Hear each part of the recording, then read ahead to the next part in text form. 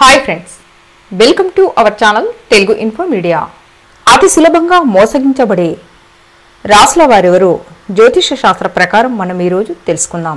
మరి వారు ఏ విధంగా మోసపోతారు అనే అంశాల గురించి ఈ వీడియోలో తెలుసుకుందాం. ఎదుటివారిని సులువుగా నమ్మేసి మరియు వారి మాటలు నమ్మి వీరు మోసపోవడం అనేది జరుగుతుంది. మోసగాళ్లకు వీరు సులువైన లక్ష్యంగా మారతారు. ఇక కొన్ని రాశుల వారు ఏదైనా నమ్మేస్తారు కనుక వీరిని మోసగించడం ఇతర రాశుల వారికి చాలా సులభం. మీనరాశి. మోసపైన బాధపడి ప్రతిసారి ఈ రాశి వారు ఇక మీదట తమని మోసం చేసే అవకాశం ఎవరికి ఇవ్వకూడదు అనుకుంటారు.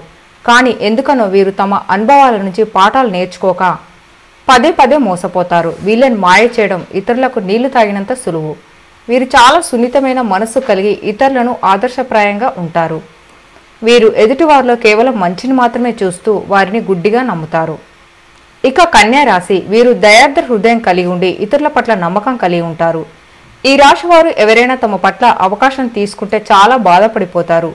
తమ చుట్టూ జరుగుతున్న విషయాల పట్ల గందరగోళంగా ఉంటారు. ఇక ఎవరైనా వీరిని వేళాకోళం చేసినా వీరితో చిలిపిగా ప్రవర్తించినా మరి అందుకు గల కారణం తెలుసుకోవాలి అనుకుంటారు. వీరు అర్థం చేసుకోవాల్సిన విషయం ఏంటంటే తాము ఎవరి చేత మోసగింపబడినంత మాత్రాన ఇతరులకు ఎదురైన అలాంటి అనుభవాల నుండి పాఠాలు నేర్చుకోవాల్సింది ఏమీ లేదని వీరు తెలుసుకోవాల్సి ఉంటుంది. ఇక మేషరాశి. వీరు ప్రేమలో ఉన్నప్పుడు సులువుగా మోసగించబడతారు. తమ చుట్టుపక్కల వారు హెచ్చరిస్తున్నప్పటికీ వీరు తమ ప్రేమను నమ్మడానికి మొగ్గు చూపుతారు. ప్రేమలో ఉన్నప్పుడు వారి అంతరాత్మకు తప్పు జరుగుతుంది అని అనిపించినా కూడా దాన్ని విస్మరిస్తారు.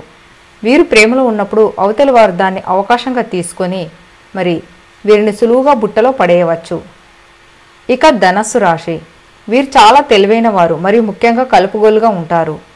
ప్రయాణాలు చేస్తున్నప్పుడు వారు తమ చుట్టుపక్కల వారి నుండి స్నేహాన్ని అభిలాషిస్తారు. కానీ అది ఎంతమాత్రం సరైనది కాదు. వారు ప్రయాణాల్లో చాలా జాగ్రత్తగా ఉండాలి. పైగా చుట్టూ ఉన్న వారందరినీ గమనిస్తూ ఉండాలి. లేదంటే వారి చేతిలో మోసపోయే అవకాశం అధికంగా ఉంటుంది. ఇక కర్కాటక రాశి. జీవితంలో ఎన్నో విషయాల మూలంగా వీరు మోసగించబడతారు. కనుక ప్రేమలో ఉన్నప్పుడు తమ భాగస్వామితో విడిపోవడం లేదా తీవ్ర వాగ్వివాదం చోటు చేసుకుంటే కనుక ఆ సమయంలో కలిగిన ఒత్తిడి నుండి స్వాంతన పొందడానికి వారు ఇతరులను అతిగా విశ్వసించడం చేస్తారు. మరి ఆ సమయంలో ఉపశమనం కొరకు ఆసరా ఇచ్చిన వారిని మెప్పించాలని అనుకుంటారు. మరి వీరి పరిస్థితిని వారు అవకాశంగా తీసుకొని మోసగించే అవకాశాలు అధికంగా ఉంటాయి. సో ఫ్రెండ్స్, తెలుసుకున్నారు కదా. మరి ఇలాంటి ఎన్నో ఆసక్తికరమైన అంశాలు తెలుసుకోవాలి అంటే తెలుగు ఇన్ఫో మీడియా ఛానల్ని సబ్స్క్రైబ్ చేయండి.